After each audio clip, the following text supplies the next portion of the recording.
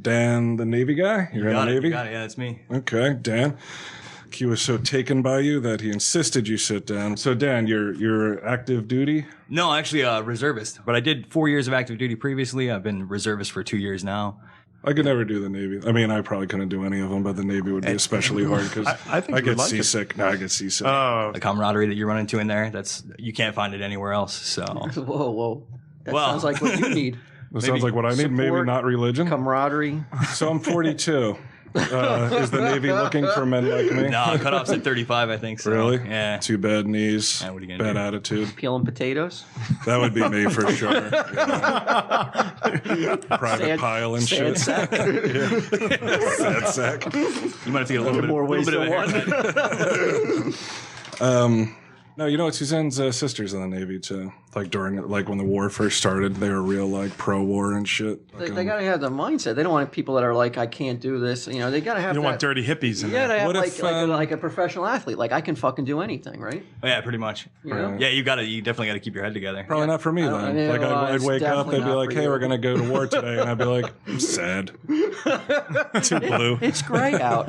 I got the Megrams.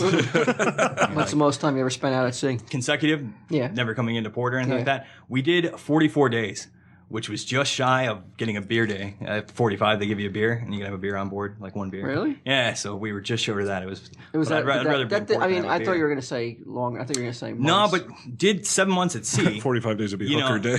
No, like a deployment of 7 months, and you're really only coming in for 3 days every 30 days. But then you pull in, to Dubai, and you're kind of like locked down. You can't do too much. It's not a fun time. Did they do that thing where they beat the shit out of you? Yeah.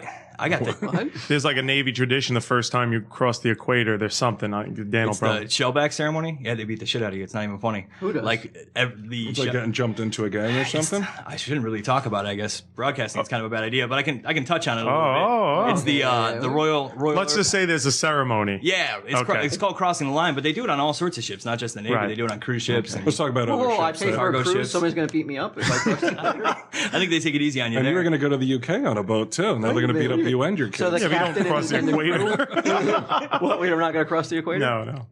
Yeah, it's called crossing the line. It's only for the equator. And then for the Arctic Circle, they have another one too, where they make you run around naked on deck and stuff like that out in the cold. That's the Blue Nose. But the one we're talking about is the Royal Order. Nose? Royal Order of the Shellbacks. So, Blue cock. yeah, Blue pretty balls. much. But it's cool. But they make you run through rotten food, and it's pretty nasty. It's like a rough 14 hours of just pure humiliation and just disgusting, depraved things. And I'm going to try 42 years of that. a lot of homoeroticism. It's a pretty good time. So. God, it has to take a long time to get there, right? I'd say the farthest that direction, yeah. So, yeah, Dubai was like the farthest over that way. When you leave on a deployment, you don't know where you're going necessarily until you get there. Until you get to wherever something's happening. So on and so Everything's forth. like top secret and shit. Yeah. When you said the top secret, did I hear the word top secret? Yeah, I said top secret. So you can't call home, like when you're on a mission. you're pretty much out of communication. So you don't have quite a bit. no idea what's going on at home.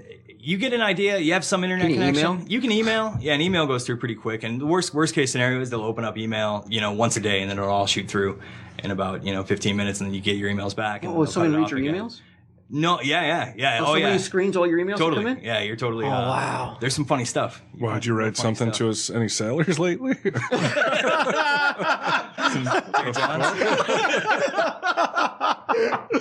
No, I just find that. I wish I was there to bathe you after they. What was that called? Where they put the garbage on you and the food and shit. I just didn't realize that's kind of like that's really strange. Yeah, because you can't. You got to be real careful about what you say. Imagine that, the American government doing shit. Right. Yeah, you just got to figure. Yeah, you can't say where you are or what you're doing or anything like that. You can't even really describe like, hey, I'm going up on watch. I understand that. Yeah, you don't want to say where you're at or if you're, but like the fact that someone like reads your email from your wife though. I sent the ship into a complete lockdown communication wise.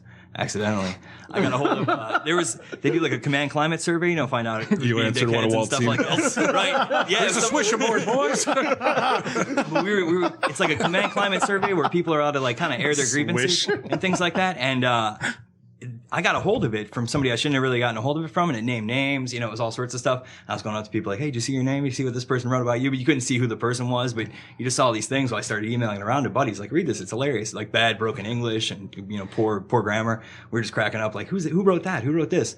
And then the signed President Bush. Yeah, somebody brings it up to the XO at like their, you know, the executive officer at their wardroom meeting, and he's like, where'd you get this from? Yeah, Dan X. Mm-hmm. Okay, X. Danny X. That works, Sounds Danny good. X. Yeah, but anyway, so the whole thing went down. They shut down everything. They were afraid the emails were going to go out. They searched through my entire email account.